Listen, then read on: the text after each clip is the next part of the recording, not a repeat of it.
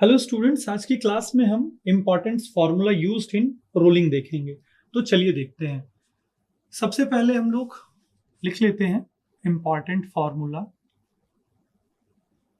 जैसे इसमें हम लोग इम्पॉर्टेंट फार्मूले में बाइट एंगल देखेंगे, लेंथ ऑफ कॉन्टैक्ट देखेंगे, forward slip, backward slip, forces कौन कौन से लग रहे हैं, उसके बाद टॉर्क कितना लग रहा है। तो ये सारे इंपॉर्टेंट फार्मूलेस हम लोग देखेंगे। तो सबसे पहले एक छोटा सा डायग्राम मैं बना देता हूं। ये हमारे रोलर्स हो गए जिसकी सहायता से हम लोग रोलिंग ऑपरेशन परफॉर्म करते हैं। ये हमारा इनगॉट हो गया जिसे फाइनली हमको स्ट्रिप में कन्वर्ट करना है। ये हमारा लेंथ ऑफ कॉन्टैक्ट हो गया। This is our radius, this is our L, length of contact. और इस थिकनेस को हम मान लेते हैं H0, H ओरिजिनल थिकनेस। और ये हमारा H फाइनल है, फाइनल थिकनेस कम होगी हमारे ओरिजिनल थिकनेस से। दिस इज एंट्री, यहां से हमारा जो इनगॉट है वो इंटर करेगा रोलर्स में। और ये हमारा एग्जिट है, यहां से बाहर आएगा। आउटपुट हमारा स्ट्रिप के फॉर्म में, शीट के फॉर्म में। This velocity is known as v1। जिस वेलोसिटी से हमारा इनगॉट इंटर करेगा वो वेलोसिटी v1 होगी, और जिस वेलोसिटी से ये बाहर आएगा वो वेलोसिटी हमारी v2 होगी। रोलर जिस वेलोसिटी से रोटेट हो रहा है, इस वेलोसिटी को हम लोग vr कहते हैं। इसको नॉर्मली पेरिफेरल वेलोसिटी भी बोलते हैं। इसको हम लोग पेरिफेरल वेलोसिटी भी बोलते हैं। जो लेंथ ऑफ कॉन्टैक्ट है ये नॉर्मली दो सेक्शंस में डिवाइड किया जाता है न्यूट्रल प्लेन के अलोंग। ये जो प्लेन है हमारा, this plane is known as, इस प्लेन को हम लोग न्यूट्रल प्लेन बोलते हैं। न्यूट्रल प्लेन पे जो स्ट्रिप की वेलोसिटी होती है और जो पेरिफेरल वेलोसिटी होती है ये सेम होती है। इस जोन को हम लोग लैगिंग जोन बोलते हैं, और न्यूट्रल प्लेन के राइट साइड वाले जोन को हम लोग लीडिंग जोन बोलते हैं। तो ये हमारा लीडिंग जोन है, this is leading zone, this is leading zone, this is leading zone, and this is lagging zone. This zone is known as lagging zone. This is the radius. ये जो angle है हमारा, इस angle को हम लोग bite angle बोलते हैं, और इस एंगल को हम लोग थीटा भी बोलते हैं। Theta is also known as bite angle. इस एंगल को हम लोग बाइट एंगल बोलते हैं। तो चलिए इंपॉर्टेंट जो फॉर्मूले हैं वो देख लेते हैं। सबसे पहले अगर लेंथ ऑफ कॉन्टैक्ट हमको फाइंड आउट करना है तो लेंथ ऑफ कॉन्टैक्ट का फॉर्मूला होता है √r डेल्टा h। या एक और फॉर्मूला होता है, अगर साइन के फॉर्म में हम लोग लेना चाहें तो इसको हम लोग बोलते हैं L = r sin थीटा।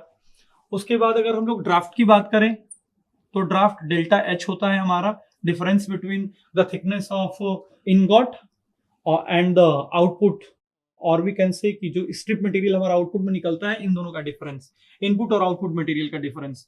तो इसे हम लोग HO माइनस HF लिख सकते हैं। इसके बाद बात करें फॉरवर्ड स्लिप और बैकवर्ड स्लिप की, तो ये वाला पोर्शन जो है हमारा, ये फॉरवर्ड स्लिप कहलाएगा, और जो लैगिंग जोन है ये वाला पोर्शन हमारा बैकवर्ड स्लिप कहलाएगा। तो चलिए देखते हैं। इसके बाद हम देखते हैं बैकवर्ड स्लिप फाइंड आउट करते हैं। तो बैकवर्ड स्लिप जो है हमारा वो लैगिंग जोन में हम फाइंड आउट करेंगे। इसके पहले ये देखते हैं स्लिप क्या होता है। Slip normally difference in the velocity of peripheral velocity and strip velocity. Strip velocity और पेरिफेरल वेलोसिटी यानी रोलर वेलोसिटी के बीच जो डिफरेंस होता है उसे ही हम लोग स्लिप कहते हैं। तो चलिए सबसे पहले हम लोग लैगिंग जोन में बैकवर्ड स्लिप देखते हैं।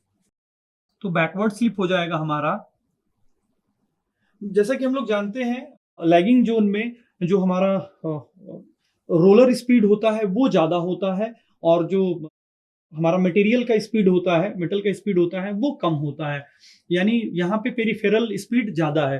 तो इसको हम लोग लिखेंगे V R, V capital R, इसको मैंने पेरिफेरल वेलोसिटी को कैपिटल आर से डिनोट किया है। तो we capital are minus v1, v1 हमारे मेटल की वेलोसिटी है, divided by peripheral velocity into 100। इससे हम लोगों को बैकवर्ड स्लिप मालूम चल जाएगा। अब अगर हम लोग लीडिंग जोन में बात करें, न्यूट्रल प्लेन के राइट साइड में, तो यहां पे हम लोग फॉरवर्ड स्लिप निकाल सकते हैं। फॉरवर्ड स्लिप,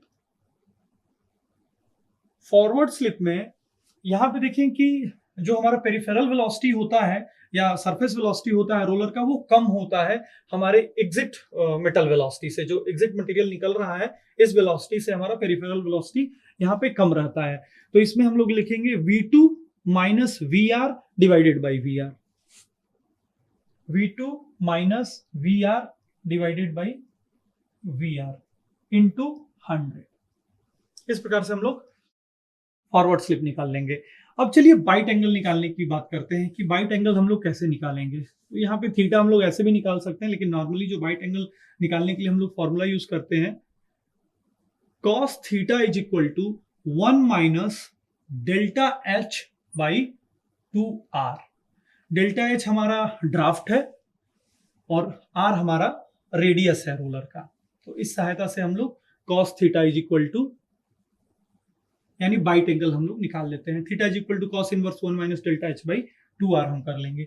अब एक बहुत ही इंपॉर्टेंट कंडीशन होता है, कंडीशन फॉर सेल्फ एंट्री बोलते हैं।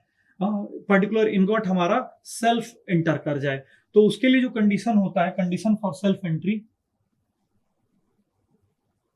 कंडीशन फॉर सेल्फ एंट्री,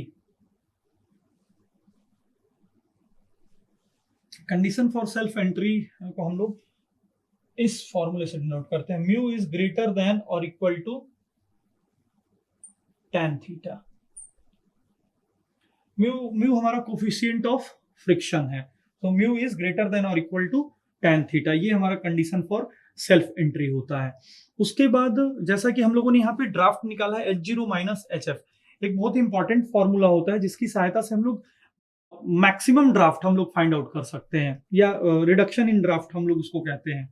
तो उसे हम लोग डेल्टा एच से डिनोट करते हैं, लेकिन उसे हम लोग म्यू के टर्म्स में लिखते हैं। तो चलिए देखते हैं, condition for self entry is mu is greater than equal to tan theta. तो कंडीशन फॉर मैक्सिमम ड्राफ्ट अगर लिखते हैं तो उसे हम लोग डेल्टा एच से डिनोट करते हैं। Delta H is equal to mu square R. ये बहुत इंपॉर्टेंट फॉर्मूला है, delta is equal to mu square into R. So ये सारे जितने फॉर्मूले हमने डिस्कस किए, these are the basic formulas, जो कि बहुत इंपॉर्टेंट फॉर्मूले हैं हमारे रोलिंग के केस में, और ये पूछे जाते हैं। इसके अलावा जो भी फॉर्मूले आते हैं, जैसे कि अगर रोलिंग फोर्स की बात करें, तो रोलिंग फोर्स का फॉर्मूला होता है F is equal to, rolling force normally newton में आएगा, तो F is equal to sigma F into W width होती है, इंटू L लेंथ होता है, लेंथ ऑफ कॉन्टैक्ट होता है, और F हमारा फ्लो स्ट्रेस होता है, फ्लो स्ट्रेस होता है। तो रोलिंग फोर्स की अगर बात करते हैं, जिस फोर्स से हम लोग इसको पुश कर रहे हैं, तो ये फोर्स होता है। ये these formulas are common formulas, ये बड़ी कॉमन फॉर्मूला होते हैं, इनको तो हम लोग पहले से भी जानते हैं। So that's all in important formula in rolling. Thank you.